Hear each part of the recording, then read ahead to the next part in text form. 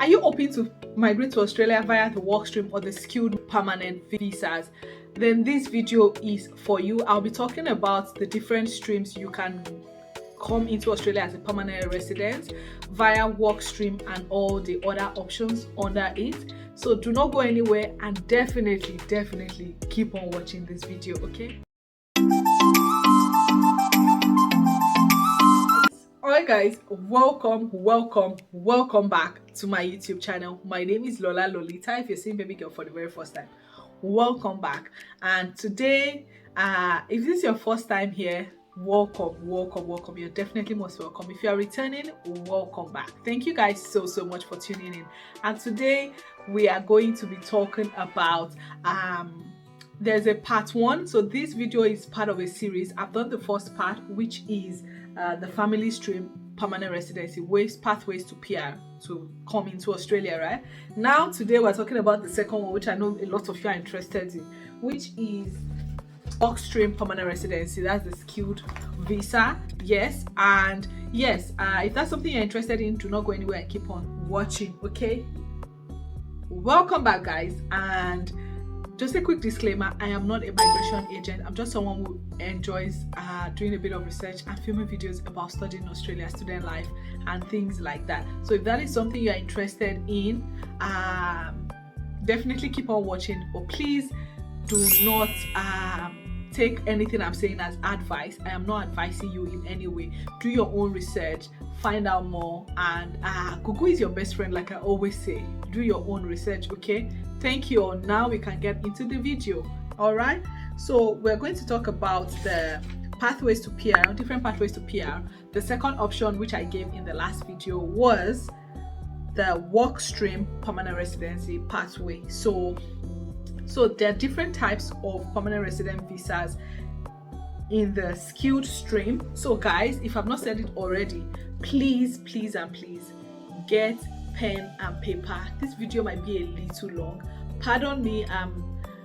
I'm just trying to get all the information across to you guys, okay? So please take notes, okay? And yes, I will try my best to be as clear as possible and explain as thoroughly as I can. So please do your own part and take notes.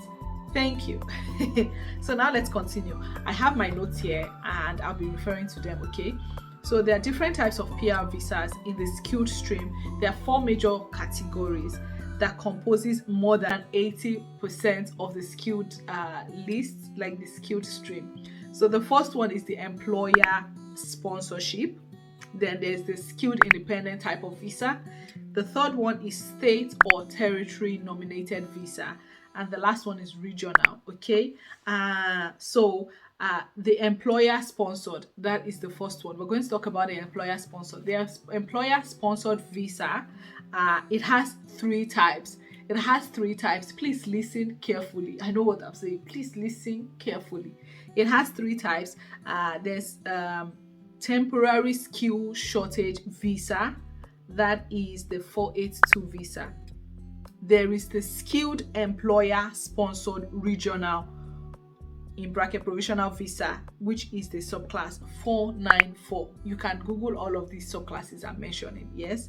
Next is the employer nomination scheme visa, subclass 186. Yes. So guys, each of these still have a few clauses to them, so keep on watching and listen so you find out. So the temporary skilled shortage visa, it's a short-term stream of it gives you 2 years visa. So like you can come in from overseas to come and fill in a temporary shortage visa in Australia. It's a 2-year visa and it can be renewed once, I think, for another 2 years or 4 years, but that is it. So this one does not have permanent residency pathway. Please listen. I know I titled this video about permanent residency, but these are some of the visas that are linked under it, so I have to talk about it, okay? So this can only be renewed once and it doesn't have a pathway to PR. This is temporary skill shortage.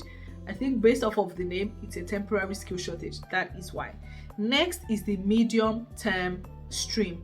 This allows people to apply on the medium to long term occupation list and they work in Australia for up to 4 years visa can be renewed unlimited times. So for the medium to long term stream, the visa can be renewed multiple times, yes, and there is a pathway to PR for this one. Okay, so don't crucify me yet. There's a pathway to PR for this one, and visa holders will go from having a 482 visa and they will get a 186 subclass visa. So you migrate from 482 visa, there are definitely conditions which you need to find out about, then you get 186 visa. Next, under that one, there's the labor agreement stream, and this enables employers with a labor agreement to sponsor skilled workers to Australia for up to 4 years. So this has no pathway to permanent residency also. So that is it for that one. So that is under the temporary skill shortage visa. Yes. Now we have, so remember at the beginning I mentioned 3 visas: temporary skill shortage, skilled employer, and employer nominated scheme, employer nomination scheme. Now I've talked about all the 3 children that are under temporary skill shortage visa. Now we are going to skilled employer sponsored regional visa, which is 494. So there is a employer sponsored stream, there is labor agreement stream. So with this, you can work and study. See guys, you can work and study in designated regional areas for up to 5 years. Visa holders can apply. So with this one, so you get a 5 years visa.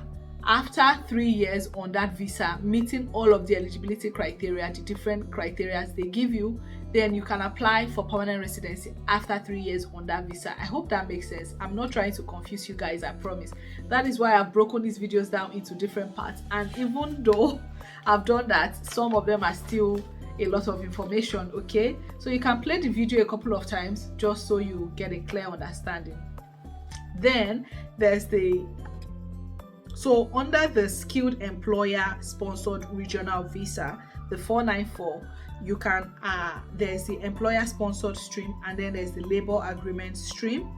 And yes, that is that on that one. The next one is going to be the employer nomination scheme, which is a permanent visa subclass 186. So it allows skilled workers that are nominated by their employer to live and work permanently in Australia. So let me say that again. It allows skilled workers who are nominated by their employers to live and work permanently in Australia. So it's a permanent resident visa also. So there's the direct entry stream, there is the temporary residence transition stream, there is also labor agreement stream. So this has 3 different options under it. So the basic eligibility for these, guys, you can see I did my research. The basic eligibility for this, my voice is going. The basic eligibility for this is 1, you need to have necessary skills for the job. 2, you need to be nominated by an Australian employer. 3, you need to meet the health and character requirements for the visa. Okay, so those are the conditions under the employer nomination scheme. Now I will talk about skilled visas. Of all the skilled visas, so of all the different visas, the skilled nominated visa is the one that has the most feasible pathway to PR for international students. Yes. So the skilled visas can be classified into independent versus state nominated, and also regional versus non-regional visas. Okay, so I'll talk about each of them now. The independent visas, the skilled independent visa is the subclass 189, and then there's the permanent residence skilled regional visa subclass 191, and then there's state nominated visa, which is the skilled nominated visa 190, and then there's the skilled work regional visa 491. Leave your questions in the comment section, I'll try and answer. Okay, so you might be wondering what's the difference between independent visa and state nominated visa. I will break it down. So the independent visa, there's no sponsorship requirements. So the area, like for 491 visa in Tasmania, the Tasmanian government needs to invite you, right? But with independent visa, which is like the 189 visa, there is no sponsorship. You just apply straight if you meet the criteria. You can apply from overseas, which is good. 189 is direct permanent residency. The invitation score is usually very high for independent visas. It's between 90 to 95 upwards. Yeah, whereas if you remember, there's a video I've made about the eligibility criteria for permanent residency. The minimum score from the skills from the Home Affairs is 65 points. But so imagine if independent says you need to have 90 to 95 upwards. Some of them reach 100 and something points, no jokes. So then there's another thing I would say, a downside to this one is there's less occupation options. So the occupation must be listed on the medium and long term strategic skilled list. It is called MLTSSL. I'll say that again, MLTSSL, medium and long term strategic skills list. So there is that list. So for independent visa, your skill must be on that list, otherwise you do not qualify. Now I'll talk about the state nominated visa. You need to fulfill your sponsorship requirements. So for Tasmania, let's say 491 for example, they tell you have to live here for a minimum of 2 years, or even 190 you have to live here for a minimum of 2 years, right? That's what they say. So with those visas, when you get it, you cannot just up and be like, oh, I'm tired of Tasmania, I want to go to New South Wales. You can't do that because the condition says you need to fulfill that obligation. Yes. So invitation score for state nominated is much lower, so it's like the minimum of 65. If you have higher, it is good, or if you don't, you might still be eligible to apply. Do you get what I mean? Whereas for independent, that is it. There's no way about it. Your points have to be high because they ask for specific things. Yeah. So for the state nominated, there is more occupation options. It's not limited to the MLTSSL list. Okay, so that is a good thing. That means you have a wider range of occupations to pick from. So in case you are wondering which one do I pick, I feel like you need to make up your mind. So like 189 visa and 190 visas, they are straight permanent residency, whereas I would say the 491 visa, that's the one I'm sure, the 491 visa is pathway to permanent residency. So they give you a 5 years visa, and after 3 years you need to meet certain conditions. You need to make a specific amount of money before tax, and a few other conditions you need to meet.